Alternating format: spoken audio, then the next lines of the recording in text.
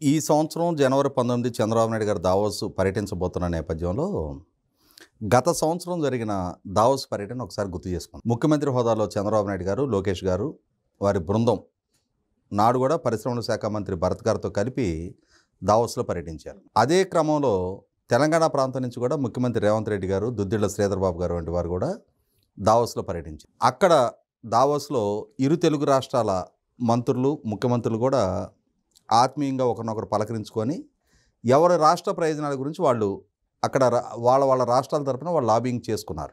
ఈ క్రమంలో దావోస్ పర్యటన ముగిసింది. చంద్రబాబు నాయుడు గారు, లోకేష్ గారు, భరత్ గారు అక్కడ పూర్తి స్థాయి బిజీగా గడిపారు.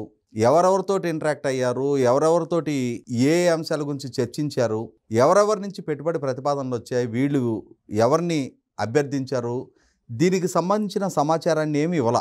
తెలంగాణ ప్రభుత్వం 1,60,000 కోట్ల రూపాయల పెట్టుబడులు రేవంత్ రెడ్డి గారు తెలంగాణ కోసం సాధించగలిగారు అని చెప్పని దావోస్ పర్యటన నుంచి వచ్చిన తర్వాత వారు భారీ ప్రకటనలు ఇచ్చుకున్నారు.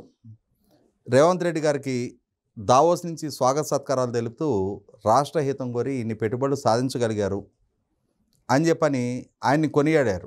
సహజంగానే మరి మనకు ఒక సామెత ఉంది కదా, మొగుడు కొట్టినందుకు కాదు తోడుకాడలు చూసి నవ్వినందుకు అని చెప్పని. ఆంధ్రాకి రాకపోయినా పర్వాలేదు, కానీ తెలంగాణకు వచ్చినాయి, వాళ్ళు తీసుకొచ్చారు, వాళ్ళు ప్రచారం చేసుకుంటున్నారు అనగానే ఆంధ్రప్రదేశ్ రాష్ట్రంలో ఉన్న రాజకీయ పక్షాలు శివాలెత్తిపోయినాయి. చంద్రబాబు, లోకేష్ కోట్ల రూపాయలు ఖర్చు పెట్టి అక్కడ దాకా పర్యటనకు వెళ్ళారు. ఒక్క పరిశ్రమను తేలేకపోయారు, ₹1 పెట్టుబడి గురించి ప్రకటన లేదు, ఒక MOU లేదు అని చెప్పని ఇంకా హేళన చేయడం మొదలుపెట్టారు. అయితే ఇక్కడ గమనించుకోవాల్సింది ఏంటంటే, భారతదేశం నుంచి దావోస్ పర్యటనకి వెళ్ళిన మొట్టమొదటి ముఖ్యమంత్రి చంద్రబాబు నాయుడు గారు. అంతకుముందు స్విట్జర్లాండ్లో దావోస్ అనే ఒక ప్రదేశం ఉంటుంది. అక్కడ వరల్డ్ ఎకనామిక్ ఫోరం జరుగుతుంది. ప్రపంచవ్యాప్తంగా ఉన్న పారిశ్రామికతలు, పెట్టుబడిదారులందరూ అక్కడ ప్రతి సంవత్సరం సమావేశం అవుతారు.